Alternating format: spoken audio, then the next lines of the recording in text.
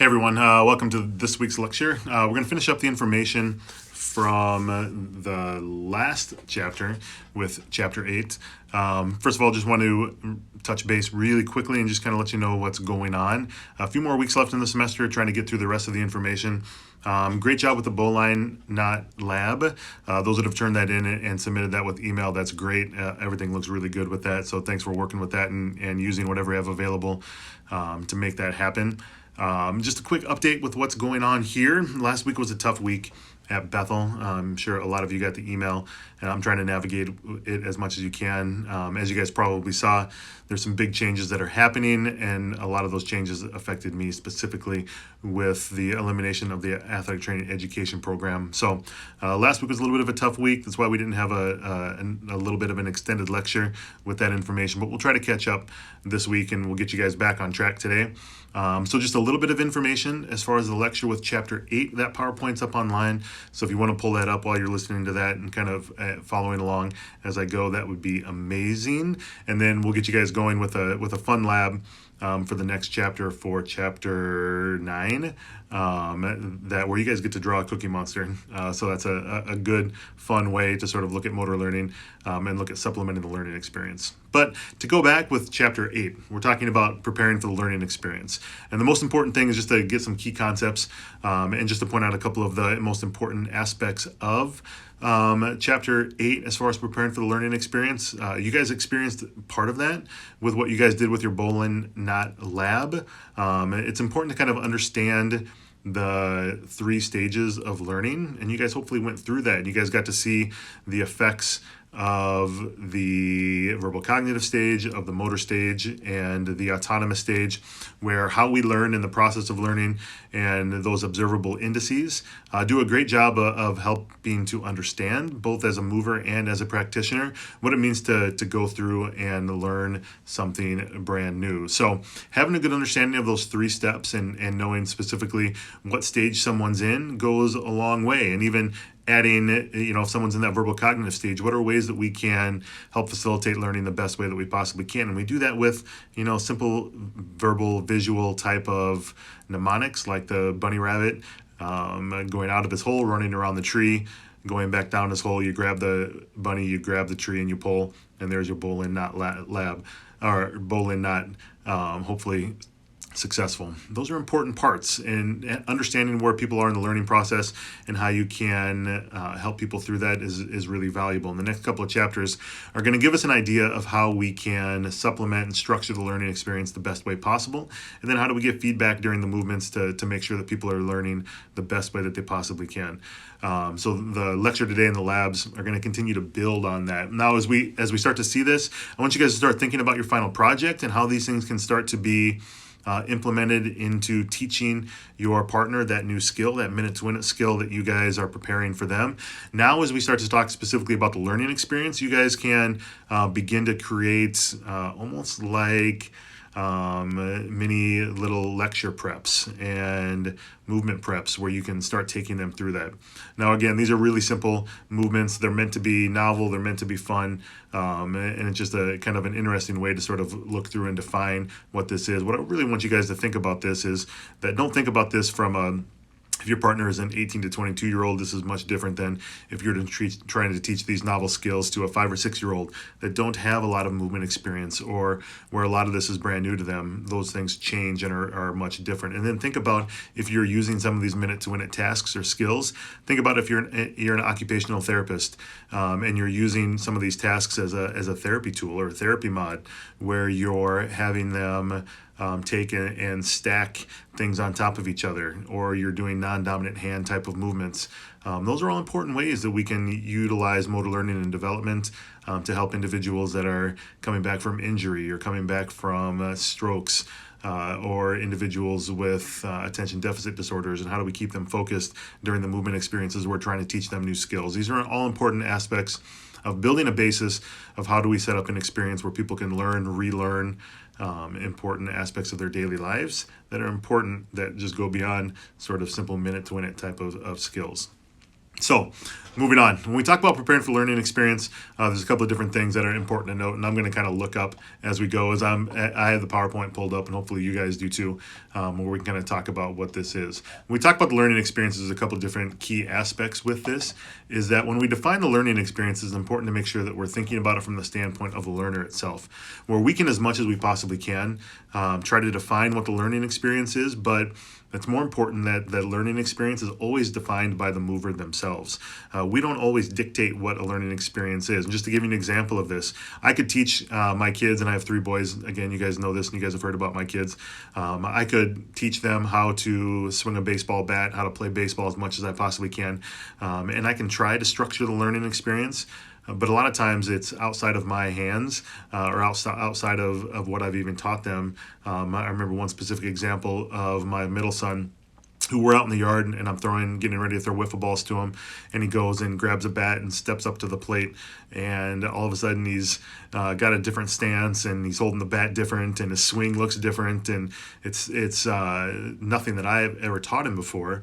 So I asked him, I said, Carter, why are you swinging like that? Why are you holding your bat like that? And he said, well, that's how Bryce Harper did it in the home run derby. So that's how he was going to try to swing, which was great, right? But he had defined that learning experience himself by something that he saw through an observational experience. He saw someone else have success with a movement, and he thought he would mimic that or mirror that as best as he possibly can.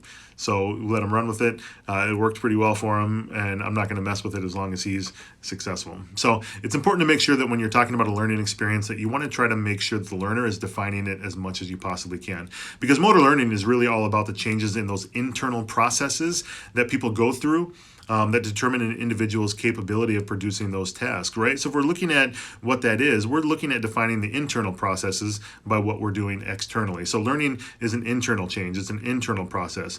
But a learning experience should be a deliberate attempt to try to improve someone's performance, right? We all have this genetic makeup that allows us to have varying levels of success. What we're trying to do is we're trying to take those abilities that people have, and we're trying to help them to reach the capabilities that they have available to them based on what those abilities are, right? We all have the abilities to have reaction time. We all have hand-eye coordination. We just have different levels of those, right? So we're trying to get them to take those abilities and then have that match with what their capabilities could possibly be, or what their limit, what their ceiling, what their potential possibly is. So when we talk about learning experience, again, with those situations or deliberate attempts, it's important to make sure that we're thinking about ways to keep them motivated, ways to keep them engaged. One of the ways that we can do that is to make sure that we're intentional about setting appropriate goals. We've all heard a lot of acronyms about goal setting, and so I'm not going to sort of drive home new points or different points, but when we're doing goal setting, sort of the generic look at that is when we talk about the acronym, or kind of an accepted acronym of goal setting, is to make sure that when you're setting goals, use that acronym CARS. It's a little bit different on your PowerPoint, where I sort of added a couple other things. But when we talk about sort of a real simple CARS goal setting model, we want to make sure that those goals are challenging, that they're attainable, that they're realistic, and that they're specific.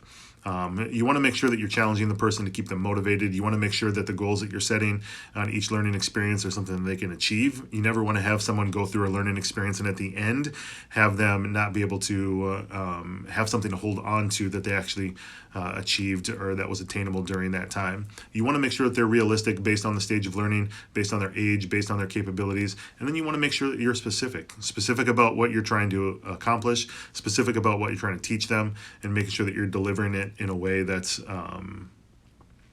easy for them to be able to understand. When we add a couple of different things with that, I think an important one is to make sure that it's measurable, right? Everything that we've done so far with all of our labs is to make sure that we're doing things that are measurable.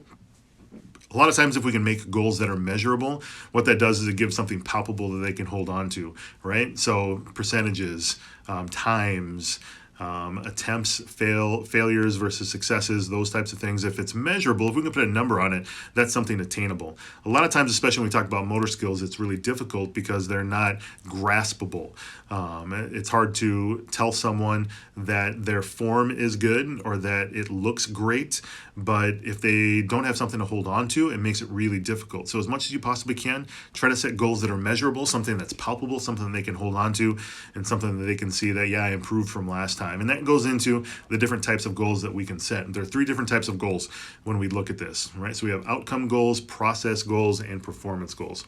Outcome goals are making sure that when we look at this, we want to make sure that we're setting goals that have, in some terms, some sort of final performance goal in mind, right? So especially with a lot of our sports skills or motor skills where we're trying to achieve some sort of environmental goal, outcome goals are usually pretty simple. For a team sport or an individual sport, a lot of times that's a me versus you outcome when we're looking at success, but outcome goals could be, or a lot of times should be, defined internally, me today versus me yesterday, right? Outcome goals based on some sort of comparative terms are important ways when we look at outcome goals. Performance goals look specifically on improving in performance as measured against your past performance.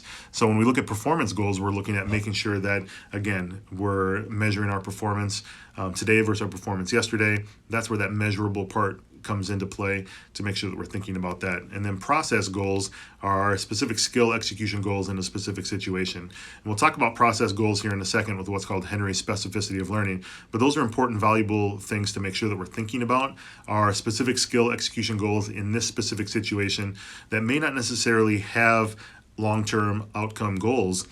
We just want to make sure that if we're talking about someone shooting free throws, and we're talking specifically about form and function, that if we're focusing on things like, we want to make sure that when they're shooting, they have a good follow through, that hand is reaching up in the cookie jar. You guys have heard some of those analogies before, that those process goals are important. It may not matter if they make the shot, right? The performance goals of if I was better than I was yesterday, the outcome goals of making sure that I shoot 70% during this season aren't as important as, it doesn't matter if you made that shot. We want to make sure that your form and function is doing exactly what we're looking at. Those are process goals. Those are skill execution things in specific situations that can help people out, right? So outcome goals, performance goals, and process goals. And those are different for everyone.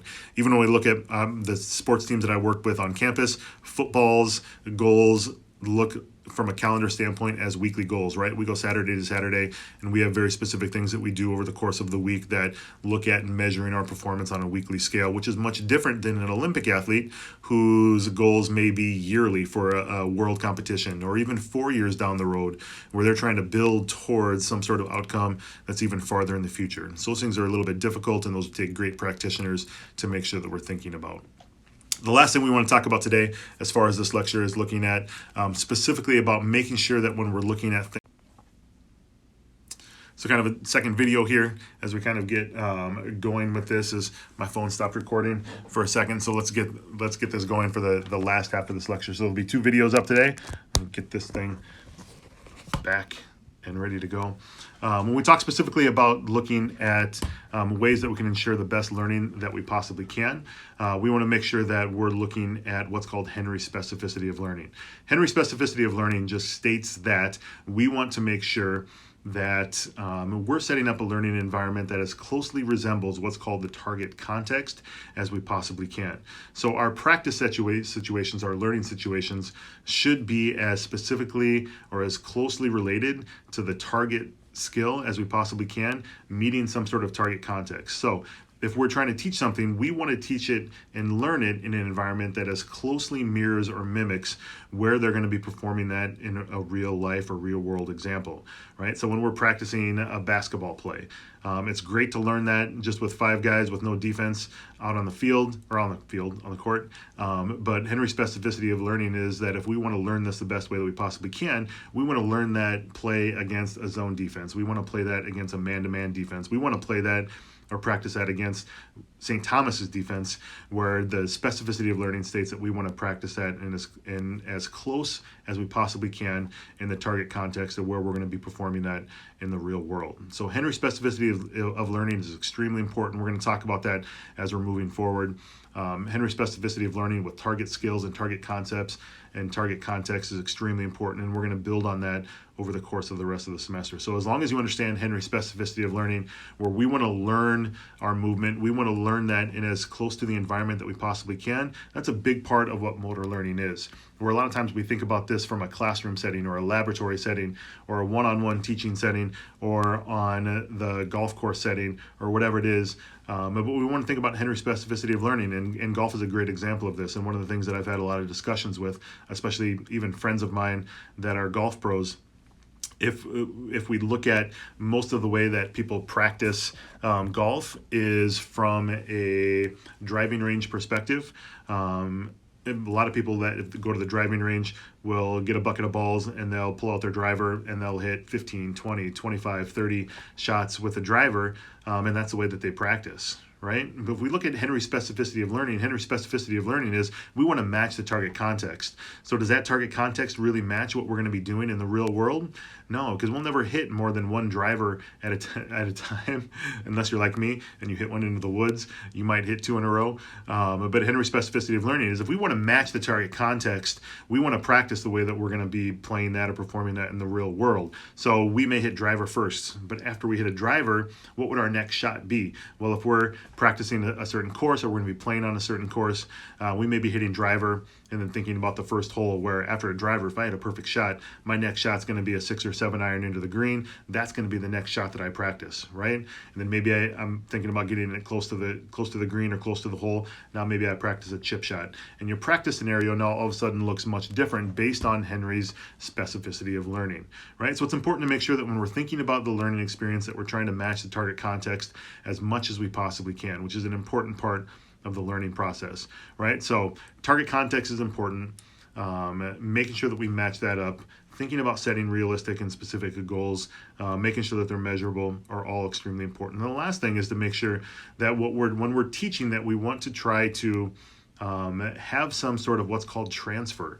We want to try to mimic what we're teaching into something that they may already know or movement experiences that they already have. So if you're teaching a skill, it's important to make sure that we're trying to give them examples of things that are movement experiences that they've already done that may match up, right? So if we think about these motor programs, right? These motor programs, if we believe, or we've talked about this generalized motor program where we really only have about 12, 15 motor programs and we have a skeletal framework for these movements, and anything that we do sort of builds off of that when we change things like the surface features to make those adaptable. If we can give people examples of movements that have good transfer or are closely related to the movement that we're going to be performing, those are valuable tools. Think about this from a standpoint if you're trying to teach someone a backhand in tennis, right? If you're teaching someone a backhand in tennis, if they've never played tennis before, they may have no concept of what a backhand in tennis is.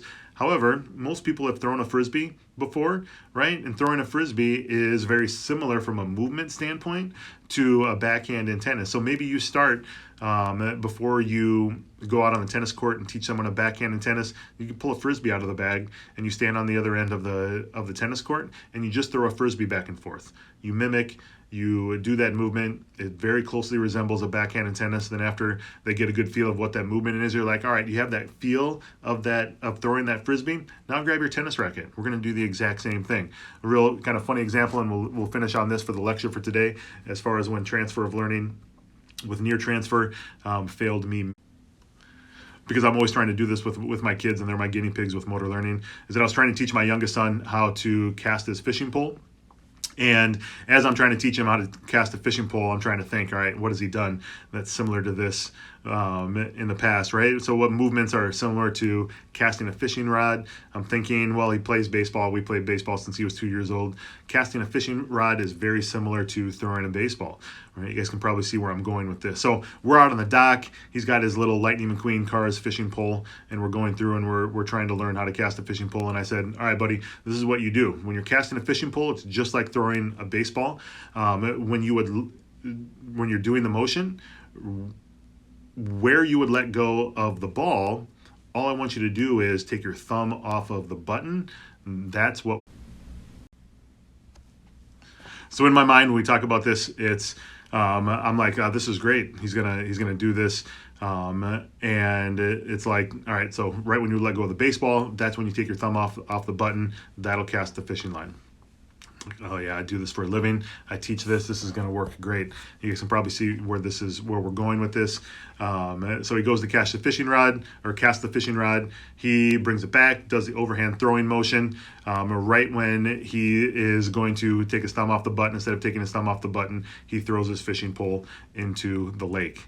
Luckily, they make those kids' fishing poles buoyant and they float, which is good for me who had to go retrieve it. And he did exactly what I wanted him to. All right, so last thing, give you the information. I hope this works. My clips on my phone where I'm recording this video is a little bit choppy and it's kind of stopped a couple of times. So I'm hoping when I upload this to YouTube, this will all get in there seamlessly with maybe a couple little hiccups in and out of there, but I hope it works well. The lab for this week is up, will be up online. It'll be due a week from today. And again, same thing when you guys are turning these in. It's easiest just for you guys to email me those. It's worked pretty well so far. We're going to work on what's called, when we talk about supplementing the learning experience or trying to make the learning experience better, we're going to go through the concept of what's called simplification. So you guys' goal for this week is to actually learn how to draw a Cookie Monster. And we talk about simplification. Simplification is about taking a skill and making it simpler or easier in order to make it quicker for someone to progress through those early stages of learning. So you're going to need someone to do this with you, to go through the learning process, to go through this lab. The only thing that you won't need to do on step 4 of this particular lab, don't worry about creating a bar graph with your data. Just do the first 2 steps of going through the grading rubric or the drawing rubric and then collecting that data as well. But the purpose of simplification is that I want you guys to perform the task of drawing the Cookie Monster with the link that goes through how to make that simpler, or to go through the steps of simplifying each individual step. And if you've gone through any of those how to draw tasks before, you guys will kind of know what this is. So you guys as movers get to go through the simplification task of going through the learning process with simplifying the steps. And your partner, whoever that is, whoever you're going to be doing this particular lab with, all they get to do is they get to see the finished product of the Cookie Monster drawing, and their practice trials or practice attempts are only based on what they see, and they have to recreate that drawing just from the actual drawing itself, where you guys get to go through and take those individual simplified steps of drawing the Cookie Monster sketch step by step throughout the process. Have fun with it. Again, do the best that you can with these labs. I know you guys are doing a great job of sort of following along and sort of working with me as we kind of adapt some of these labs into some distance learning type of scenarios. That lab is due a week from today. Keep up with everything. You guys are doing a great job. I appreciate all the hard work you're putting in. Keep safe, stay healthy, stay close to the ones that you guys are in contact with, and we'll talk again soon. Bye.